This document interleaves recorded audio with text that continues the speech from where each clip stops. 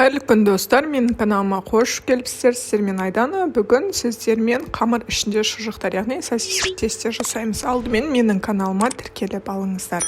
Бізге қажет заттар: жылы суымызға қантымызды салып араластырып аламыз. Оның үстінен ашытқымызды саламыз.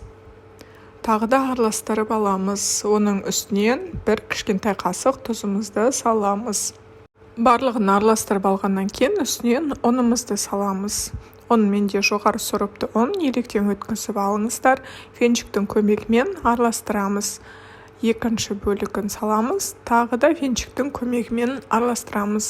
Қою болғаннан кейін қолымыздың көмегімен қамыр илеп бастаймыз. Қамырларыңыз жұмсақ болып шығады. Мен көрсеткен грамм бойынша жасаңыздар. Үстінен 20-30 грамм ғана артық қоссаңыздар болады. Соңында үстінен сұйық май құйып, қолымыздың көмегімен осылай суала жасап, бетін жауып ашығанша қалдырамыз. Осылай әдемі болып көтеріледі. Бетіне азырақ сұйық май құясыздар да ыдысымыздан босатып аламыз. Сол кезде қолдарыңызға жабыспайды және де оңай жайылатын болады.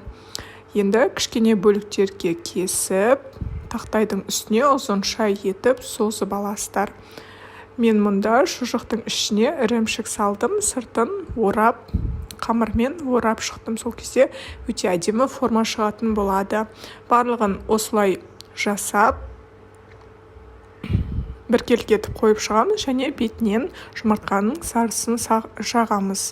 Жағып болғаннан кейін үстіне күнжіт немесе мак сепсеңіздер болады.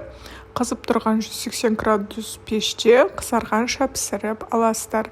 Арасы қамыр болмай әдемі болып піседі. Піскен шұжықтарымызды ыдысымызға қойып аламыз. Өте жұмсақ, дәмді, әдемі болып шығады. Міндетті түрде осы рецептпен жасап көріңіздер. Сіздерге және отбасыларыңызда ұнайды деген ойдамын. Барлығын бір-бірден салып аламыз. Шұжықтарымыз өте ыстық болып тұр. Иісі де өте әдемі болып шығып тұр. Сіздер арасына ірімшік салсаңыздар да, немесе қалауларыңызға қарай салмасаңыздар да болады. Барлығын ыдысымызға салып болдық. Осымен отбасыларыңызға ұсынсаңыздар болады. Сіздермен болған Айдана. Менің каналыма тіркеліп, видеоны соңына дейін қараңыздар. Алдағы уақытта сіздермен өте көптеген пайдалы рецепттермен бөлісетін боламын. Келесі кездескенше сау саламатта болыңыздар.